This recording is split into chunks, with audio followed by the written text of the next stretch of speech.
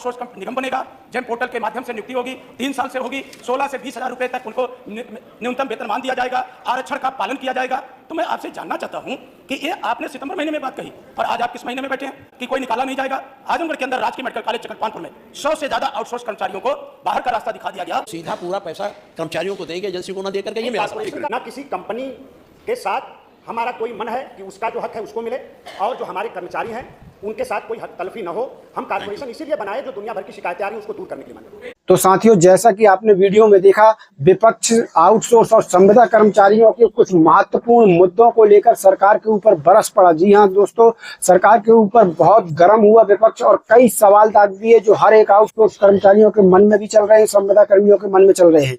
चाहे आउटसोर्स कर्मचारियों के नियमितीकरण का मुद्दा हो, वो विपक्ष ने यहाँ जोरदार तरीके से उठाया है। इसके साथ ही आपको बताते हैं, इस समय सबसे ज्यादा मुद्दा गर्म आ रहा है कि आउटसोर्स कर्मचारियों को नौकरी से निकाल दिया जाता है, ना कोई नोटिस ना कोई कारण। इस मुद्दे को भी विधानसभा में जो है विपक्ष ने बहुत जोरदार तरीके से उठाया है। साथ में आपको बता दें, आउटसोर्स सेवा निगम को लेकर भी बड़े सवाल यहाँ पर विपक्ष ने उठाए और सबसे बड़ी बात यहाँ पर विपक्ष ने एक मांग की है कि जो आउटसोर्स कर्मचारियों का वेतन है वो सीधे कर्मचारियों के बैंक खाते में जाना चाहिए, ना कि किसी एजेंसी के द्वारा मिलना चाहिए। इस पर सरकार का क्या जवाब था वो भी आपको बताएंगे साथियों। इन सभी सवालों पर सरकार ने क्या रिएक्शन दिया है, क्या जवाब दिया है, एक एक जवाब आपको बताने वाले हैं। पूरी जानकारी आ चुकी है, वीडियो को ध्यान से देखिएगा साथियों। आपको यहाँ पर बता दें, पूरा गर्मा गर्म माहौल उत्तर प्रदेश विधानसभा में चल रहा था, जहाँ पर विपक्ष को संतोषजनक जवाब न मिलने पर विधानसभा कार्रवाई से विपक्ष ने वॉकआउट कर दिया, बहिष्कार कर दिया। जी हाँ दोस्तों, बहुत बड़ी अपडेट है। चलिए पूरी खबर आपको बताते हैं। वीडियो को कर देते हैं शुरू। उसके पहले एक छोटा सा अनुरोध, वीडियो को लाइक ज्यादा से ज्यादा शेयर करिए ताकि ये आवाज आउटसोर्स संविदा कर्मियों की दबनी नहीं चाहिए। तो शेयर जरूर कर दीजिएगा। अगर चैनल को नहीं किया है सब्सक्राइब, पेज को नहीं किया है फॉलो, तो सब्सक्राइब और फॉलो जरूर कर लेना ताकि हर नई अपडेट आपको मिलती रहे। सीधे चलते हैं हम जानकारी की तरफ। पर देख लीजिए, उत्तर प्रदेश विधानसभा में जो है बहुत जोरदार हंगामा जो है आउटसोर्स कर्मचारियों को लेकर हो रहा था। यहाँ पर आपने वीडियो में भी देखा, आपने सुना भी। यहाँ पर देखिए, एक और विधायक महोदय थे समाजवादी पार्टी के, जिन्होंने क्वेश्चन पूछे थे सरकार से और सरकार ने इसका सीधा सीधा उत्तर दिया है। तो ये पूरा जवाब जो है सरकार का यहाँ पर आ गया है। चलिए पूरा आपको बताता हूँ क्या पूछा गया, क्या बताया गया। तो यहाँ पर सरकार ने क्या कुछ कहा है वो देख लीजिए। श्री अखिलेश मुबारकपुर, यहाँ देख लीजिए, श्री अखिलेश मुबारकपुर माननीय सदस्य विधानसभा द्वारा प्रथम सत्र 2026 के प्रथम सोमवार के लिए पूछे गए तारांकित प्रश्न संख्या 13 का उत्तर। तो यहाँ अखिलेश जी हैं जो सब समाजवादी पार्टी के सदस्य हैं और उन्होंने सरकार से सीधे सवाल किए थे। क्या सवाल किए थे तो यहाँ पर देख लीजिए।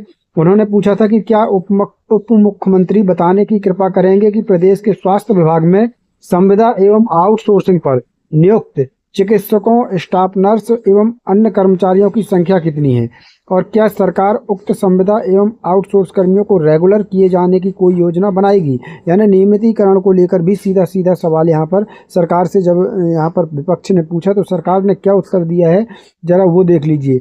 यहाँ पर देखिए, यहाँ पर राष्ट्रीय स्वास्थ्य मिशन के अंतर्गत वर्तमान में विभिन्न संवर्गों चिकित्सक, स्टाफ नर्स एवं अन्य कर्मचारी में यहाँ देख लीजिए 74,900 संविदाकर्मी एवं आउटसोर्सिंग के माध्यम से 7,829 कर्मचारी कार्यरत हैं। ये सरकार का यहाँ पर जवाब है कि कितनी संख्या कर्मचारियों की है। दूसरा मुख्य प्रश्न रेगुलर करने का था, उस पर क्या जवाब दिया सरकार ने।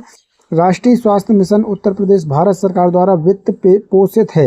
राष्ट्रीय स्वास्थ्य मिशन उत्तर प्रदेश के अंतर्गत मानव संसाधन की तैनाती प्रत्येक वित्तीय वर्ष हेतु भारत सरकार से ROP में प्राप्त स्वीकृत के आधार पर की जाती है। मानव संसाधन के वार्षिक मूल्यांकन के उपरांत कार्य संतोषजनक पाए जाने पर तथा भारत सरकार के अनुमोदन के क्रम में संविदा कर्मियों की सेवा अवधि का विस्तार जो है वो किया जाता है। ये जो है संविदा कर्मी को लेकर सरकार ने सदन में जो है जवाब दिया था। अब साथियों यहाँ पर देखिए, आउटसोर्स को लेकर सरकार ने क्या कहा है। उत्तर प्रदेश सरकार ने भारत सरकार के अर्थशास्त्री पत्र दिनांक 22 जुलाई 2016 में प्राप्त दिशा निर्देशों के अनुसार राष्ट्रीय स्वास्थ्य मिशन उत्तर प्रदेश के अंतर्गत कार्य एवं सेवाओं की आउटसोर्सिंग का प्रावधान किया गया है, जिसके क्रम में कार्य एवं सेवाओं हेतु मानव संसाधन की तैनाती सेवा प्रदाता एजेंसी के माध्यम से आउटसोर्स के आधार पर की जाती है एवं एजेंसी के साथ हुए अनुबंधानुसार नियम लागू किए जाते हैं। अतः उक्त कर्मचारियों को नियमित किया जाना राष्ट्रीय स्वास्थ्य मिशन उत्तर प्रदेश के क्षेत्राधिकार में नहीं है। यहाँ देख लीजिए, उपरोक्तानुसार ब्रजेश पाठक उप मुख्यमंत्री, यानी यहाँ पर उत्तर प्रदेश सरकार के उप मुख्यमंत्री महोदय ने ये जवाब दिया है, जिस पर स्पष्ट उन्होंने कहा है कि राष्ट्रीय स्वास्थ्य मिशन उत्तर प्रदेश के नियमित करना जो है राष्ट्रीय स्वास्थ्य मिशन उत्तर प्रदेश के क्षेत्राधिकार में नहीं है। तो कुल मिला के यहाँ पर सरकार ने सीधे पल्ला झाड़ लिया है नियमितीकरण को लेकर। और यहाँ पर देखिए इसी एक और ये खबर को जो है एक पेपर ने भी चलाया है। तो यहाँ देखिए आउटसोर्सिंग कॉर्पोरेशन के गठन के बाद बोर्ड बैठक की जानकारी नहीं दे सके मंत्री। जो आउटसोर्स सेवा निगम को लेकर जानकारी मांगी गई थी उस पर क्या कुछ है वो देख लीजिए। विधानसभा आउटसोर्सिंग के मुद्दे पर सपा का सदन से बहिर्गमन यानी बहिष्कार। यहाँ पर देखिए क्या कुछ लिखा है। तो उत्तर प्रदेश के विधानसभा में बहुत कुछ चला हुआ है। विधानमंडल के बजट सत्र के आखिरी दिन सपा ने आउटसोर्सिंग के मुद्दे पर विधानसभा से बहिर्गमन किया यानी बहिष्कार किया। श्रम व सेवा योजना मंत्री अनिल राजभर के आउटसोर्सिंग कॉर्पोरेशन के गठन के बाद बोर्ड की बैठक की रूपरेखा नहीं बताने से सपा सदस्य जो है नाराज हो गए। कांग्रेस दल की नेता आराधना मिश्रा मोना ने युवाओं को स्थायी व सम्मानजनक रोजगार नहीं मिलने पर सवाल पूछा था। साथ ही श्रमिकों को इजराइल भेजने पर आपत्ति की थी। राजभर ने जवाब दिया कि इजराइल गए श्रमिकों ने साल भर में 1000 करोड़ रुपए कमाकर परिजनों को भेजे हैं। जल्द 1000 श्रमिक और भेजे जाएंगे।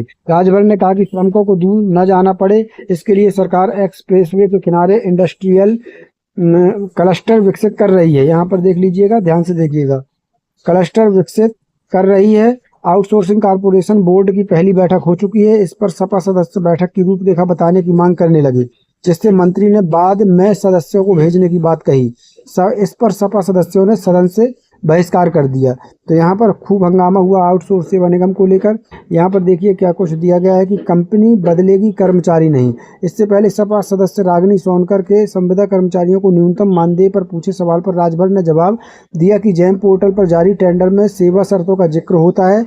सरकार ने तय किया है कि कंपनी बदलने पर कर्मचारियों को नहीं बदला जाएगा। सपा के डॉक्टर हृदय नारायण पटेल के सवाल पर जवाब दिया कि सपा सरकार में यहाँ देख लीजिए 1,39,000 सरकारी नौकरियां दी गई। हमने 8,45,000 लोगों को दी है। भत्ता नहीं, धोखा दिया। सपा के संदीप सिंह की बेरोजगारी भत्ता देने के सवाल पर श्रम मंत्री ने जवाब दिया कि सरकार स्वरोजगार को बढ़ावा दे रही है। सपा सरकार ने वर्ष 2006 में कई नियम बनाकर 1 साल के लिए बेरोजगारी भत्ता 2012 में भी 1 साल देने के बाद बंद कर युवाओं को धोखा दिया। हम युवाओं को आत्मनिर्भर बना रहे हैं। सिर्फ एक यहाँ पर साथियों आपको बता दें, विधानसभा में आउटसोर्स सेवा निगम को लेकर काफी गर्मा गर्म बहस हुई, जिस पर जो हमारे मंत्री जी हैं अनिल राजभर जी, उन्होंने जानकारी दी कि आउटसोर्स सेवा निगम की पहली बैठक हो चुकी है। और जब पहली बैठक हो चुकी है ये कह रहे थे मंत्री जी, तो वहीं पर सपा यानी समाजवादी पार्टी के सदस्य जो हैं उन्होंने मांग कर दी कि इसकी रूपरेखा आप बताइए। इस सवाल पर मंत्री ने कहा कि रूपरेखा हम आपको सदस्यों को बाद में भेज देंगे। इस पर जो है समाजवादी पार्टी के सदस्य भड़क गए और यहाँ पर सपा सदन का जो है बहिष्कार कर दिया। तो ये बड़ी खबर आ रही थी जो आप तक पहुंचाना जरूरी था। मिलते हैं नई अपडेट के साथ। जैसे ही कोई और अपडेट आती है आपको सबसे पहले इसी चैनल पर मिलेगी। मिलते हैं नई अपडेट के साथ। तब तक के लिए धन्यवाद। जय भारत, जय हिंद।